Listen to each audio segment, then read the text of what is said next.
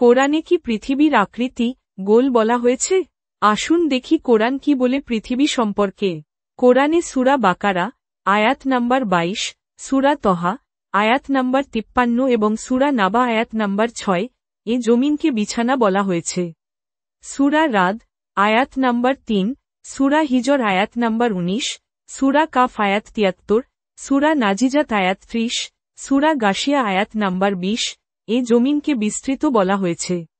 একাধিকবার বলা হয়েছে যে পৃথিবী বিস্তৃত এবং বিছানার মতো, কিন্তু কোথাও বলা হয়নি যে এটি গোল। অনেকে সূরা নাজিয়াত আয়াত 30 এর অনুবাদ করেন গোল, কিন্তু কোরআনের কোনো গ্রহণযোগ্য তাফসির ও অনুবাদ এটা সমর্থন করে না। এখানে ব্যবহৃত দাহাহা শব্দটির মূল অনুসন্ধান করলে দেখা যায় উটপাখি ডিম পাড়ার আগে জায়গাটিকে সমান করে যেখান থেকে এই শব্দটি এসেছে, কিন্তু এর অর্থ কোনোভাবেই উটপাখির ডিম্বাকৃতি নয়। একটি ডিমের বড় ও ছোট ব্যাসের অনুপাত প্রায় 1.3, অথচ পৃথিবীর মেরু ও নিরক্ষীয় ব্যাসের অনুপাত 1.003, যেটা গোলকের আকৃতি, ডিমের না।